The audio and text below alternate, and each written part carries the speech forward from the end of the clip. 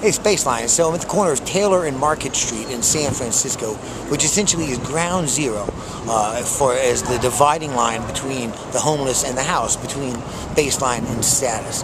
This area, about 6 blocks, is sort of cordoned off by hotel maps, which the hotels have taken, and they have blacked out this area of blocks for tourists that visit them, saying we don't recommend you enter this area because of the quality of people there. Basically second-class citizens, the homeless.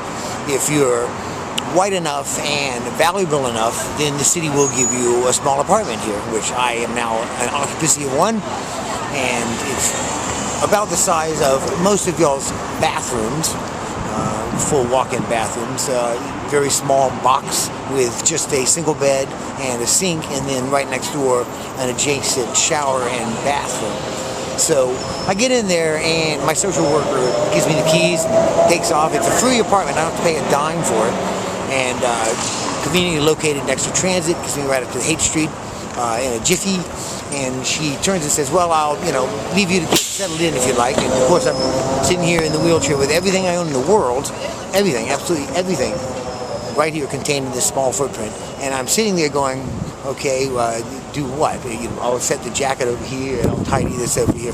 So it hit me right there that once given the unit, the living unit, the housing, then apparently I became immediately a mega consumer, because the first thing that goes through your mind is, well, what do I need to put in here? I need a garbage bag, I'm going to need some soap, stuff to put in the medicine cabinet, toothpaste. Now that I can store stuff, something to put on the wall. It looks kind of plain. I don't really want these things, but the occupant calls out for it.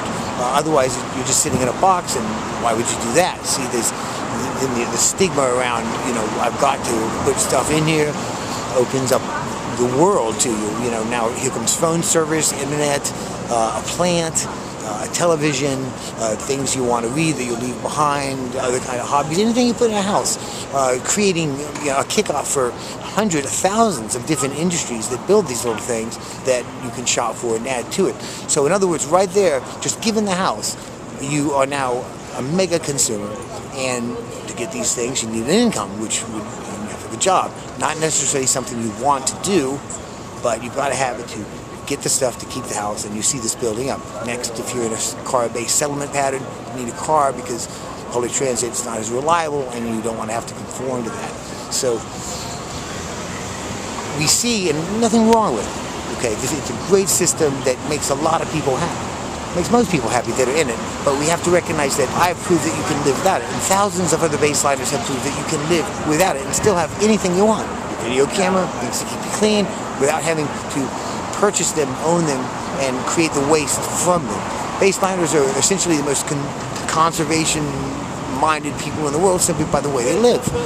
With the reduction of having to buy the extra stuff that I have in my apartment, essentially I'm throttling back creation that's for no reason, just wasteful manufacturing that isn't necessary, that I'm simply just conforming to a building block idea that we set around housing.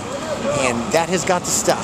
We've got to accept the fact that the surplus society of additional people and the creation society means extra folks that maybe don't even need to have a place and don't need to collect and save and build for stuff that really they don't need, particularly if they're doing exactly what they want, working in the job they want to do, not having to work in a job they don't want to do, creating nonsense products for people to put in their houses. Sounds a little communist, but when you read the American Homeless Companion and dig further into the documentation, what I've done out here, you'll see that here is a starting point. Here's sort of a big bang to moving from baseline into poverty and then up into consumers' ranks of status. It's perfectly fine. There's nothing wrong with it, but it's important that we see it for what it is, something that is not necessary, therefore should be accepted as a rational, fresh, and very healthy way of life outside of industrial housing. There's lots more to come. This is Baseline.